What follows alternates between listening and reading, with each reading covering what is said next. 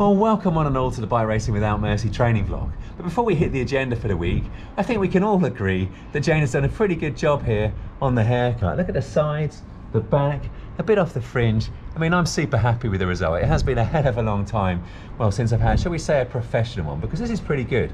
It is definitely pretty good, Jane. It is.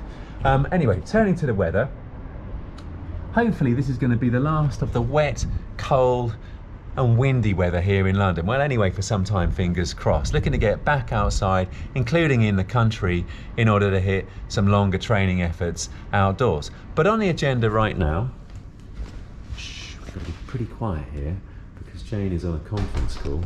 They're starting ever earlier at her work. Is the usual amino acids and cold coffee. And this week is an FTP test week. Ed has actually scheduled that. He scheduled it for last week, but I wasn't feeling amazing last week, albeit ended with an amazing climbing race. Well, 4 horsemen is under the belt, and boy was it emotional towards the end there. I was right on the limit of my capabilities. But I certainly can report that I reckon that all the time that I'm racking up on the rollers is starting to pay dividends in terms of the pedalling technique and energy efficiency, certainly for the Zwift racing. Power curve there, 4 watts a kilogram over 2 hours 43. I think I got 6th place. You can see a nice climb there on the Ford mountain route and the radio tower. Managed to stay with the front group for the first time ever up the radio tower. I mean, I was properly burnt out by the top of it and got promptly dropped on the descent, and then a decent climb up the Alp, and then survival, and it was survival in the jungle. I'm going to show you everything I'm going to do in the build-up to that FTP test. It's nothing particularly special. I just train as usual. I don't do any kind of taper or anything like that.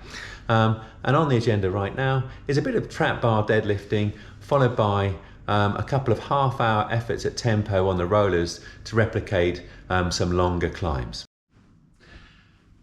So last week and this week I've gauged kind of roughly where the strength is using the single leg deadlifts in order to kind of just dial back in the movement. I've avoided strength training the last 6 weeks in order to let the abdominal muscles fully heal post-appendix operation and to avoid the risk of an incisional hernia.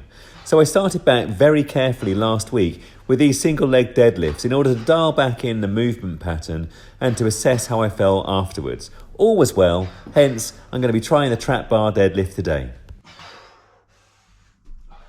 Now I've dropped 10 kilograms here off the trap bar deadlift. So the whole thing weighs about 70 kilograms. I reckon that's going to be just about the right weight here for maybe 5 to 8 reps. We'll see how I go. Obviously, as ever, focus on a nice, powerful movement, pushing through with the glutes and the hips to finish the movement. Knees out over the toes, nice straight back with the chest up. Really wanting to focus on the power and avoid muscle fatigue, i.e. stop the set well short of failure. Here we go. I'm super relieved to be back deadlifting because it provides a massive bang for your buck in terms of improved movement patterns and flexibility, as well as greater power, strength and core stability. I attribute this movement as one of the factors that enables me to feel comfortable out of the saddle on the bike, especially in the higher power zones. It's highly recommended, provided your form is good and you keep the reps low, staying well short of muscle failure in order to avoid delayed onset muscle soreness.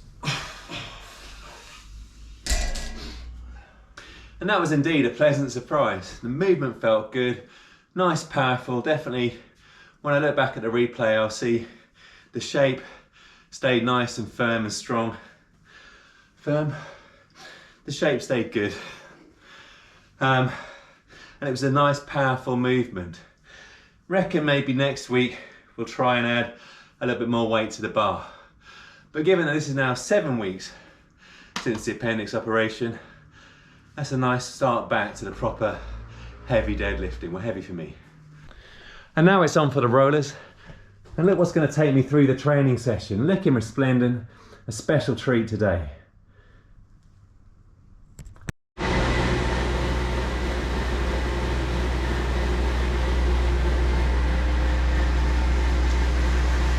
Well, about halfway through the first block of 30 minutes at 240 watts. It feels good. The video feels very smooth indeed. Although the seat isn't quite as comfortable. The saddle isn't quite as comfortable. I report back.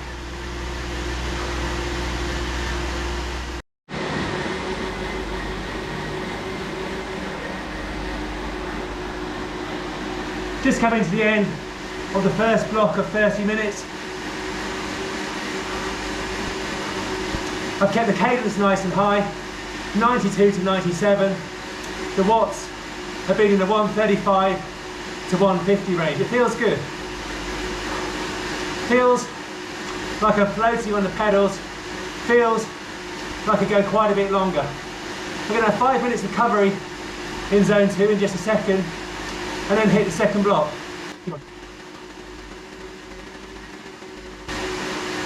Here we go. Keep it rolling. Aiming for 200 watts during the recovery. Just ease through the gears. And Garda Bike Hotel, Nikolai, Alberto, Gisto, and Davide the Great. This is for you.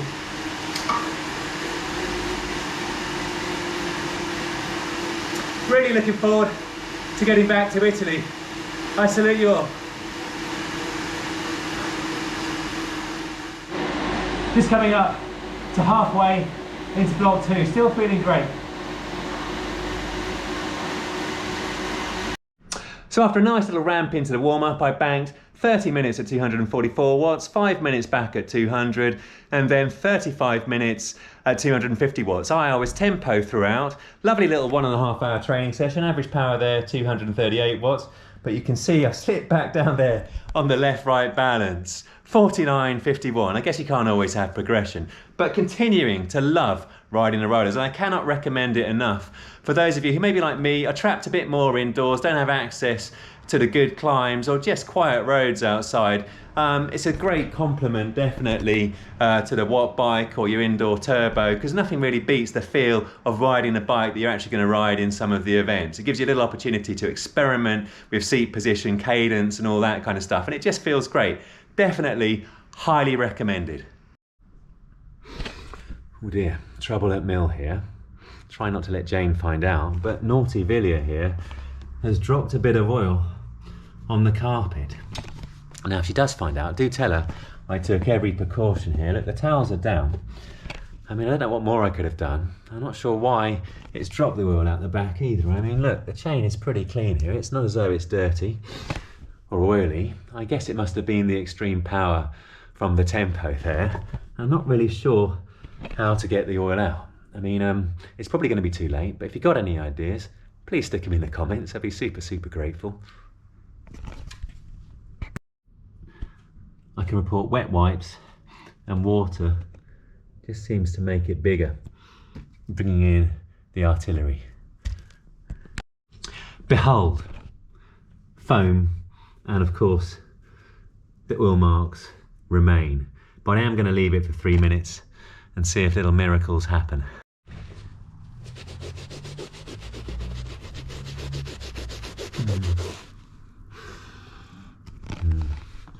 Well, that's my best effort. I'm going to be rumbled for sure.